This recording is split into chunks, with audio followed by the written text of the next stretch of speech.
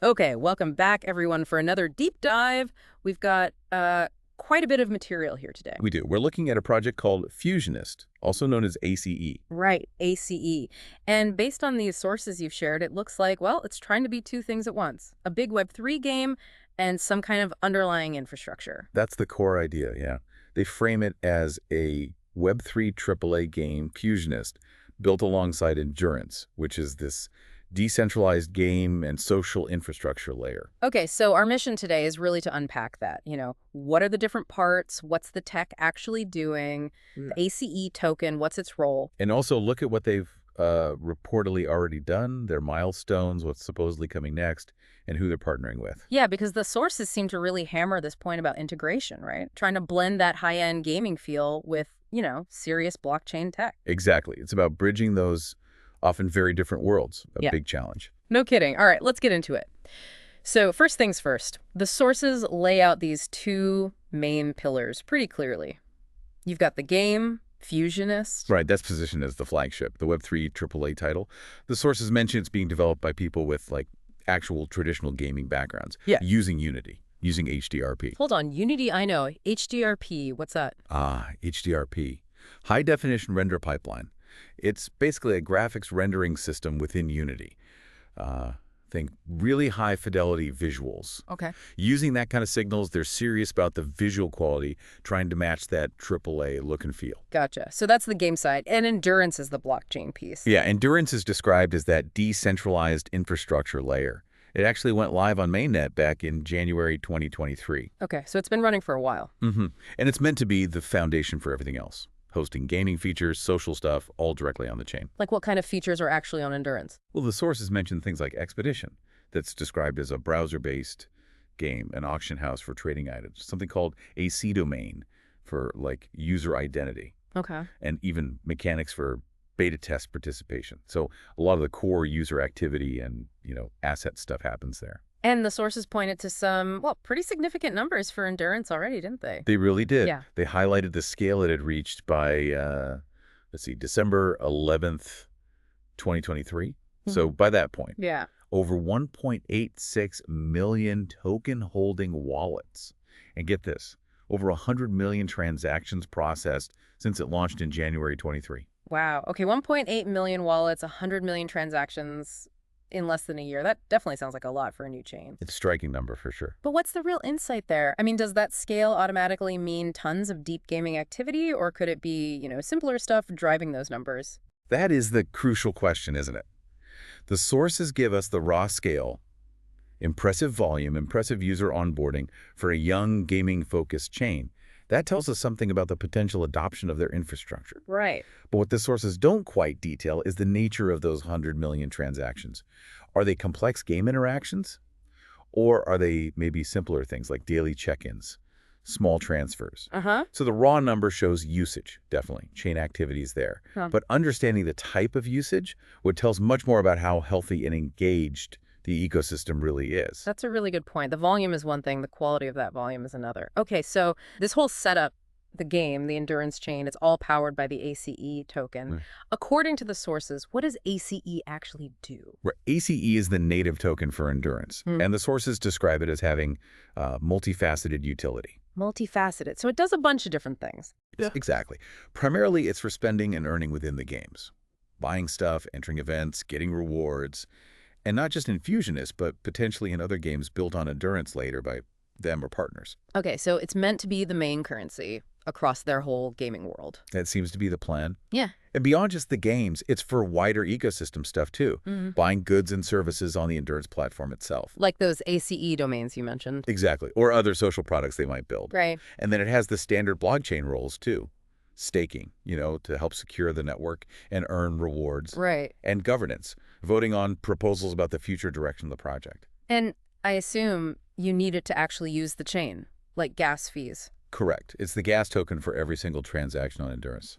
The sources also gave some specific numbers. As of that same date, December 11th, 2023, total supply, 147 million ACE. Okay. And the circulating supply when it was initially listed was about 21.97 million. So what's that? Roughly 15% of the total supply circulating initially. Got it. So clear structure, Fusionist game, endurance layer, ACE token, fueling it all. The sources also listed some specific products they've actually built or were building on Endurance. Mm-hmm. Yeah, beyond just the mainnet itself, they mentioned Expedition, that browser game we talked about, Yeah. and its auction house. Okay. They also highlight Fusionist being available on Steam, which is, interesting. Puts it potentially in front of a huge audience of traditional PC gamers. That is interesting. And what about these? Boats? BOAT. That sounds like a specific kind of asset. Yeah, BOATS stands for Bimec Ownership Attribute Tokens. The sources explain they're soulbound tokens. Soulbound, meaning stuck to your wallet, can't easily sell them. Pretty much, yeah, tied to you. Hmm. There are apparently 36 different types. What's interesting is how they work. You need ACE to mint them, Okay. and some apparently have expiration dates, so you might need to spend more ACE to renew them and keep whatever features they unlock active. Huh. So they've kind of built in a way to keep demand for ACE going right into the ownership of these tokens, a token sync mechanism. That seems to be exactly Yeah. what's described, yeah. A built-in recurring utility. They also mentioned ACE Faucet, designed to add utility for all their NFTs, not just boats, and that ACE domain feature, where you spend ATE to get a human-readable name, like your own .ace address on the chain. All right, let's shift gears a bit and dig into the tech side. The sources describe the architecture of the Endurance blockchain. What's that look like? And I guess why did they build it that way? So they detail this multi-layer architecture. The reason given is basically for scalability and making it easier to reuse parts, modularity. Okay. It includes different layers for things like infrastructure, the client interface, how transactions are executed, network protocols, storage, sort of separated concerns. And they emphasize flexibility in that design. Yes, the sources explicitly say this setup allows for easier and more efficient changes to smart contracts later on. Key bits they mention having are like a full set of APIs for developers, tools, a block explorer so you can see what's happening on chain. Usual stuff for a blockchain, yeah. Right. And a governance and staking app for the validators who run the network. Okay. And what about compatibility? This seems really important if they want other developers to build on Endurance. Absolutely crucial. And the sources make a point of highlighting this. They claim Web3 JSON RPC compatibility. Specifically, 100% compatibility with Ethereum's RPC methods. Right. And, maybe even more importantly for developers, they claim 100% EVM compatibility for the runtime. EVM, Ethereum Virtual Machine compatible. So basically, code written for Ethereum should just work on Endurance. That's the idea. And yes, that 100% claim is a very big deal. It means potentially tapping into that huge existing pool of Ethereum developers and tools using languages like Solidity.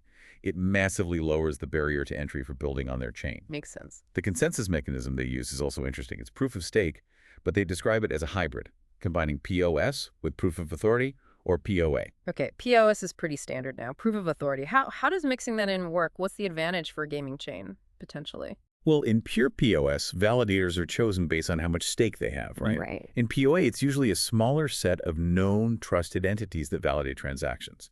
So a hybrid approach, like the sources suggest here, could mean using POA for certain things that need to be fast and predictable, maybe like key game actions, while still using the broader POS mechanism for overall network security and decentralization. Ah, okay. So maybe POA for speed critical stuff, POS for general security? Potentially. The insight, I think, is that they're likely trying to find that balance, the speed and maybe controlled performance you need for a smooth gaming experience versus the core decentralization ethos of blockchain. It's a trade-off lots of chains grapple with. Okay, that hybrid consensus approach, yeah, that makes sense for gaming performance needs. Now let's look at their journey so far. The sources gave a pretty detailed timeline of milestones they'd already hit, up to late 2023. They did.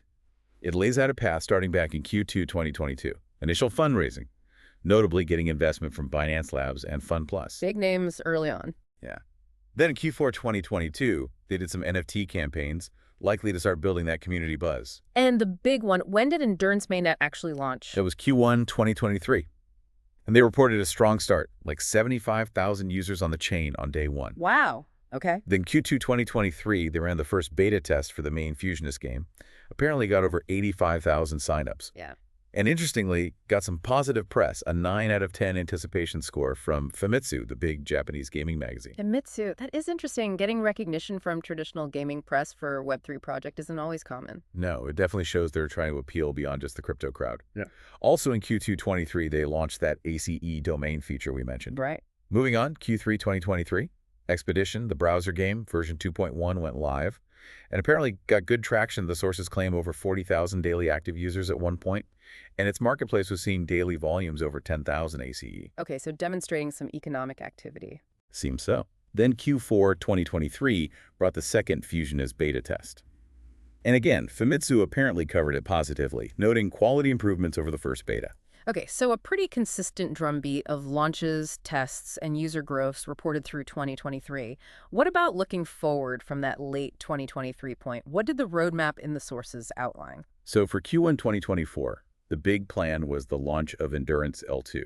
They specifically called it OP Endurance. L2, like a layer 2 scaling solution. Yeah. On top of the Endurance mainnet that already had 100 million transactions, why add an L2? Exactly, a layer 2. OP likely suggesting an optimistic rollup. The idea is usually to handle way more transactions, much faster and cheaper off the main chain, and then bundle them up and settle them back to layer 1 later. Okay. The insight here is probably that even with the mainnet's early traction, they knew they'd need even more scale and lower costs to support a full ecosystem with lots of different games all running smoothly. Right, anticipating future load.